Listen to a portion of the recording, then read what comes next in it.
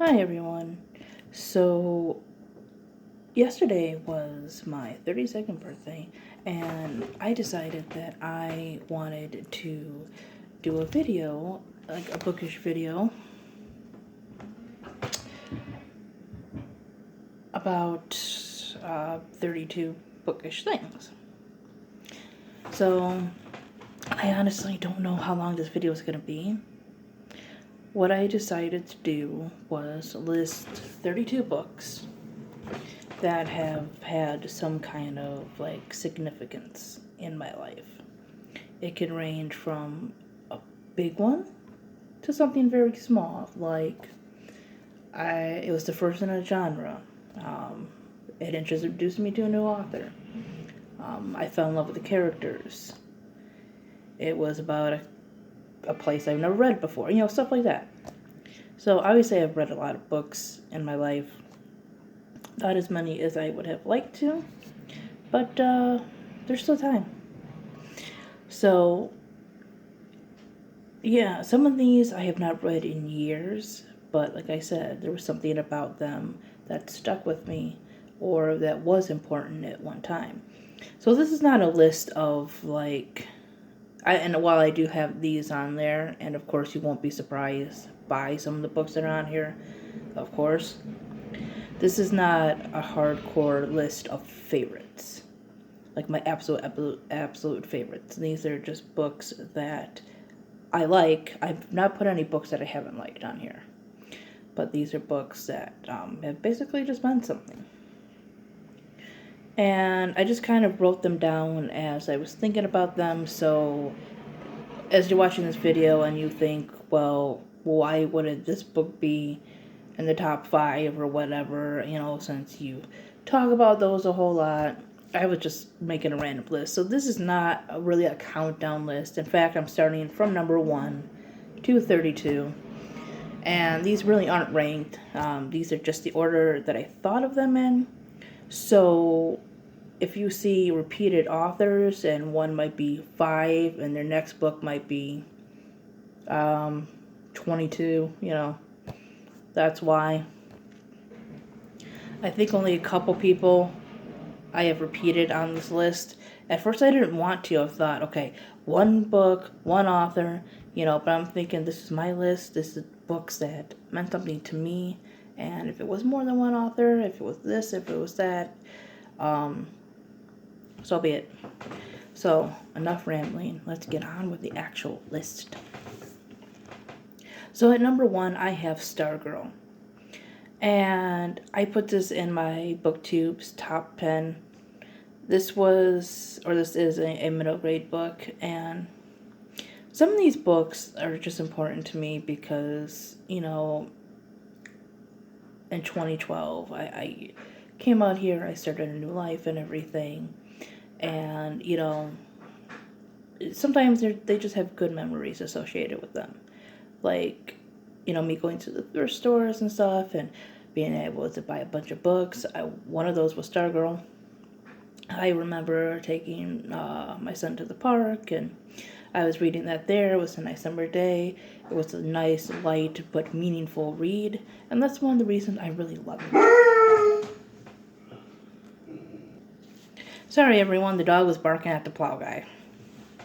Okay, so the next book is Unwind, and Unwind is the first book that I had read on my Nook, which was a gift from one of the first gifts from my dad, and so that itself is just like really special to me. And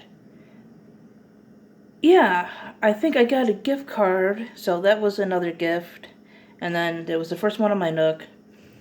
And this was also one of the first books that just really kept me engaged. Like, before BookTube, I didn't really... I mean, it's not like I didn't notice plot and characters and stuff, but I didn't read, I guess, as critically as I do now. I'm not as careful about what I read, or I don't look as or I wasn't as careful, and I didn't look as deeply into it. And so this one really, really just kind of captured me and the idea of what it was about and everything. And I know people have done videos on this and how some of it's kind of not the most realistic thing, and I can see that. But when I first read it, it was something a little different for me. Number 3 is The Fault in Our Stars. So this is one of the first books that I just kind of blindly went out and bought because of hype. Everyone was talking about it. I literally found it at Walmart, read the back, the synopsis, and bought it, and I fell in love with it. A lot of times with books, I'll either get them from the library or I'll get them from thrift shops because they're like $2 at the max, or like $3 for like hardcovers. So if I don't like it, I didn't waste a whole lot of money. But this one I found at Walmart, I think it was kind of marked down, but still I paid maybe $8-10 for it. Maybe a little cheaper, I don't know, but I didn't pay no $3. I paid more. So this was one of the first books that I just took, a gamble at, I guess, a chance, and I fell in love with it. And yes, I like John Green, and a couple more of his books will appear on this list, even one that I've kind of complained about. The next one is Harry Potter and the Sorcerer's Stone. Now, the funny thing about Harry Potter is I've never finished the series, and I doubt I will until next year. I'm going to finish it. But, things just happen. I got into other stuff. But the thing about the first Harry Potter book is that we were reading it in school. Oddly enough, I actually went to a Catholic school at this time. But they assigned us the book, and it wasn't that I hated it, but we just had this time limit. See, I never really hated books that were assigned. Usually they were class reads and everything. But because we had such a time limit on it, and, I never really read a longer fantasy. I mean, it's not that big, but I guess when you're like I think it was in 5th, 6th grade, it's a little different than it would be for me now. And when you have, just something you haven't read before and names you haven't read before, because I know many of us did not know how to say Hermione. I sure didn't. It was a little struggle. So it's not that I hated the book, it's just that I didn't have that big of an interest because I just had to rush through it. So I didn't get really a chance to enjoy it. But, people liked it, they talked about it, so I thought I'd give it another chance, and I ended up really liking the series. I picked it up a little while later, and I just, I read the first 3 books. I love them. I've seen the majority of the movies. But yeah, so I guess Harry Potter is one of the first second chance things I've had. Number 5 is Chicken Chicken, which I've mentioned before, and it is a Goosebumps book. I think it's, and God, I don't remember now. I keep forgetting it. It's between number 52 and 54. I can't remember which book it is. But this was the first Goosebumps books that I had read. I picked some up before I scanned through them, but I had gotten this one from somebody. And so I read it. I loved it, and I became a Goosebumps fan, and that's where really my love of reading really, really kicked off. So it's because of that weird little book with a picture of a chicken with a girl's head. Some say that is the worst Goosebumps book. I have not read all of them because there are so many, and again, much like Harry Potter, I get into other things, but I've read quite a bit of them. The thing about Chicken Chicken, though, is I read that one, I want to say when I was maybe 8 years old. Yeah, I was thinking about maybe 8 going on 9, something like that, between 8 and 9. And I'm 32 now, and that was the last time I read it, so I can't quite remember everything that's in there, because it's been quite some time.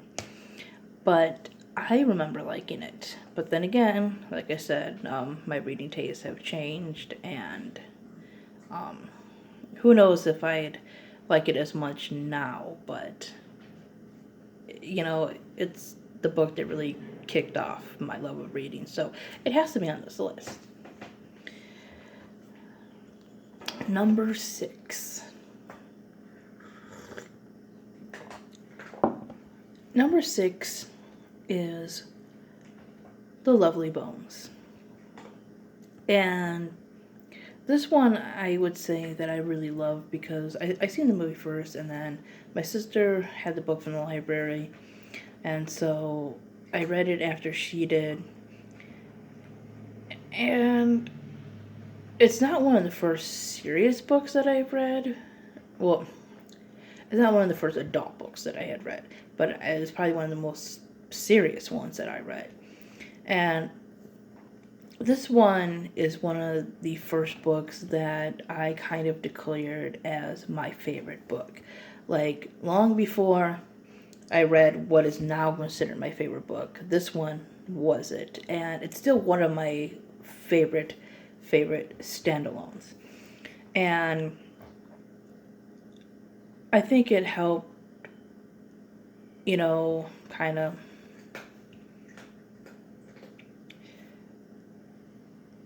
I don't know how to put it. It's told in first person, and that probably kicked off my love of first person narrative, even though I love both first person and third person. I really loved how this opened. This is one of my first favorite story openers. That first few lines just really set the story off. Number 7 is Interview with the Vampire. And so I had money, and I bought this as like a birthday present gift. I had seen other people reading it, and this was one of the first longer adult books that I had read.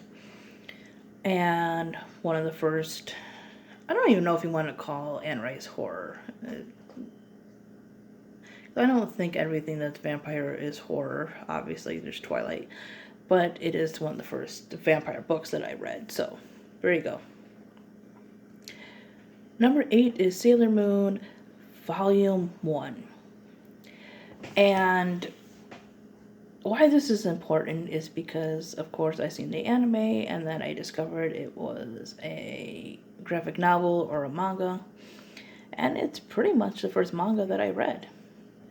Well, I have to finish that series, and I have a lot more manga to get through. It is basically my first graphic novel, yeah. Number 9 is Zombies vs. Unicorns. So this is, before I got on BookTube, this is one of the first books that I discovered through YouTube, period. And this is when I first moved out here to Minnesota. And I was just going through a lot of changes, and just that mix of stories of serious and funny just really helped me out, and I just loved it, and I love short stories. Number 10 is Speak. So I wanted to read this in school, but something happened and I never got the chance to, and then I read it later on in life, and I think maybe it was kind of better that I did. Sometimes, there's times where it's not right to read a book right away because maybe you can appreciate it more later on. So, Speak is one of the first books that, really, really made me angry and, maybe, really feel something about characters, and that's why I love it. So, I'm going to upload the first 10 here, and then I will get on to the next ones. Anyways, thanks for watching this one, guys. See you in a little bit. Bye-bye.